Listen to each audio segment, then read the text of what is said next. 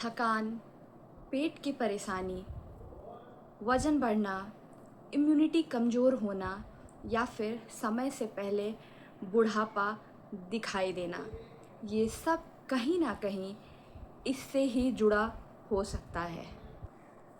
नमस्ते दोस्तों, मैं हूँ निधि और आप देख रहे हैं आयुर्वेदा विथ निधि। अगर आप लोग मेरे चैनल पर नए हैं तो मैं आपको बता दूँ, इस चैनल पर आती है वीडियोस आयुर्वेद से रिलेटेड ट्रस्टेड टिप्स, नुस्खे, योगा, प्राणायाम, फैक्ट और मिथ, लाइफस्टाइल और ढेरों ऐसी ही आयुर्वेद की बातें। तो अगर आप नए हैं तो हमारे चैनल को सब्सक्राइब कर दें। चलिए बढ़ते हैं हम वीडियो में आगे। क्या हो अगर मैं आपसे ये कहूँ कि सिर्फ एक आदत आपको ना सिर्फ बेहतर स्वास्थ्य दे सकती है, बल्कि आपको लंबे समय तक स्वस्थ और सक्रिय रखने में मदद भी कर सकती है। शायद आपको ये लगे कि मैं आपको बातें बढ़ा चढ़ा कर के बता रही हूँ, लेकिन आयुर्वेद हजारों सालों से एक ऐसी ही आदत को जोर देता आया है, एक ऐसी ही आदत के ऊपर जोर देता आया है जिसे आज के समय में, आज के इस भाग दौड़ भरी ज़िंदगी में ज़्यादातर लोग भूल चुके हैं। और साथ ही मैं इस वीडियो के लास्ट में आपको इस आदत को शुरू करने का सबसे आसान तरीका बताऊंगी, ताकि आप इस आदत को कल से नहीं बल्कि आज से ही शुरू कर सके। तो चलिए वीडियो शुरू करते हैं। क्या आपको ये पता है, आयुर्वेद के अनुसार हमारी सेहत का जड़ है पाचन शक्ति, जिसको अग्नि भी कहा जाता है और इंग्लिश में उसको डाइजेशन फायर कहा जाता है। अगर हमारी अग्नि, जिसको पाचन अग्नि भी कहते हैं, अगर ये मजबूत होती है तो हमारा खाना बहुत सही तरीके से पचता है, हमारे शरीर को पोषण मिलता है और ऊर्जा भी भरी हुई होती है।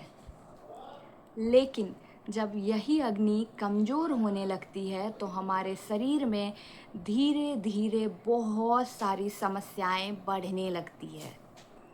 थकान, पेट की समस्या, वज़न बढ़ना, इम्यूनिटी कमज़ोर होना या फिर समय से पहले बुढ़ापा का दिखाई देना, ये सब कहीं ना कहीं इसी से जुड़ा हुआ हो सकता है। अब सवाल ये आता है कि आखिर वो एक आदत है क्या? तो वो आदत है रोज़ाना भोजन के बाद 10 से 15 मिनट टहलना। जी हाँ, टहलना। इतनी सी साधारण आदत। आपको लगेगा मैं ये क्या बोल रही हूँ, मैं मजाक नहीं कर रही हूँ। इसके पीछे विज्ञान और आयुर्वेद का बहुत रोचक तथ्य है।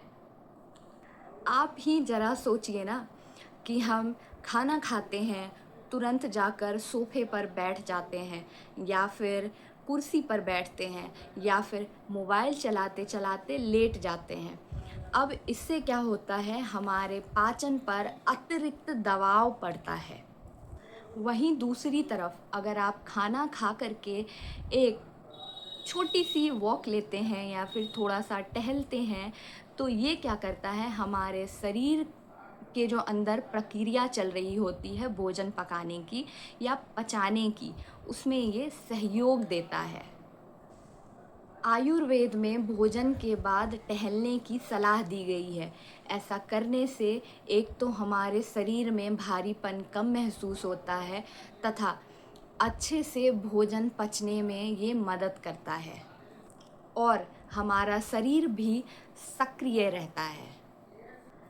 90% लोग जो गलती करते हैं वो यहीं पे करते हैं।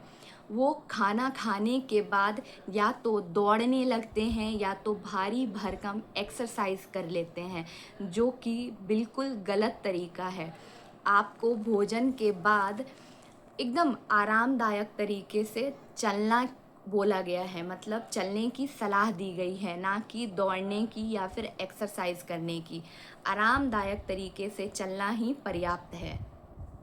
अब आप ज़रा सोचिए, अगर आप दिन में 2 बार खाना खाते हैं और दोनों बार खाने के बाद 10-10 मिनट भी आप वॉक करते हैं या चलते हैं, तो आप पूरे साल भर में अपने शरीर को कितने अतिरिक्त सक्रिय मिनट दे रहे हैं, कितना समय आप अपने शरीर को दे रहे हैं। यही छोटी छोटी आदतें लंबे समय के बाद फ़र्क पैदा करने लगती है। मतलब आपको लंबे समय के बाद अपने शरीर में बदलाव दिखने लगेंगे।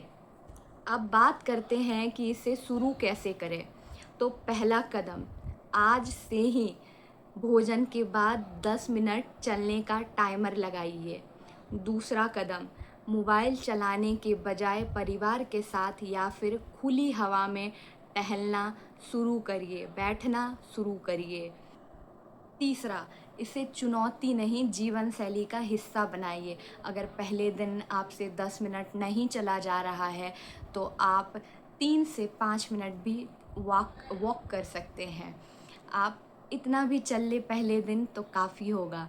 धीरे धीरे आपकी आदत बनेगी और आप ज़्यादा से ज़्यादा चलेंगे। याद रहे, लंबा जीवन का मतलब ये नहीं होता है ज़्यादा साल जीना, बल्कि स्वस्थ और ऊर्जावान तरीके से जीना। अक्सर यही छोटे छोटे कदम जो है बड़े परिणामों की नींव बनते हैं। अगर आपको ये वीडियो थोड़ी भी पसंद आई हो तो हमारे वीडियो को लाइक करें।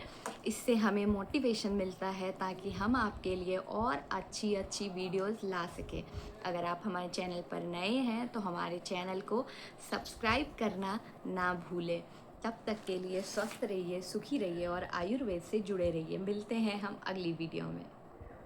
नमस्कार।